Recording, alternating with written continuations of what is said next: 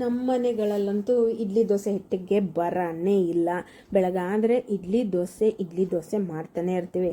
ಹೀಗೆ ಮಾಡುವಾಗ ಮಾಮೂಲಿ ಚಟ್ನಿ ಮಾಡಿ ಮಾಡಿ ಬೇಜಾರಾಗಿದ್ದರೆ ಈ ಥರದೊಂದು ಕೆಂಪು ಚಟ್ನಿ ಟ್ರೈ ಮಾಡಿ.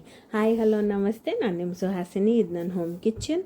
ಒಂದು ಬಾಣಲಿಯಲ್ಲಿ ಎಣ್ಣೆ, ಈರುಳ್ಳಿ 2, ಟೊಮೆಟೊ 2, ಸ್ವಲ್ಪ ಕಡಲೆಕಾಯಿ ಬೀಜ ಹಾಕ್ಕೊಳ್ಳಿ. ಅದ್ರ ಜೊತೆಗೆ ಕಡಲೆಬೇಳೆ ಮತ್ತು ಹುರ್ಗಡ್ಲೆ ಸ್ವಲ್ಪ ಹಾಕ್ಕೊಂಡು ಬ್ಯಾಡಗಿ ಗುಂಟೂರು ಸ್ವಲ್ಪ ಕೊತ್ತಂಬರಿ ಸೊಪ್ಪು ಹಾಕಿ ಚೆನ್ನಾಗಿ ಮಾಗಕ್ಕೆ ಬಿಡಿ.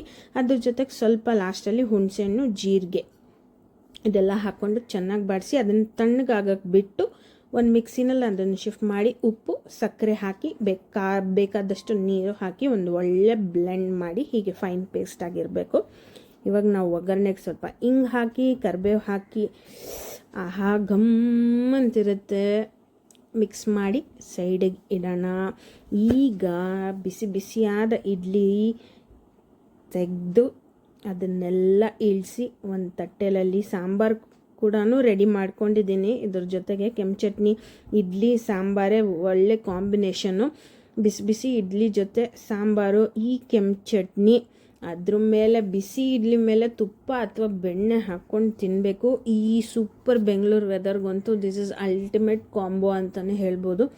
ನನಗಂತೂ ಇದು ಮೋಸ್ಟ್ ಫೇವ್ರೇಟ್ ಆಗಿಬಿಟ್ಟಿದೆ, ಇಡ್ಲಿ ವಿತ್ ಕೆಂಪು ಚಟ್ನಿ. ನೀವು ಒಂದು ಸತಿ ಟ್ರೈ ಮಾಡಿ.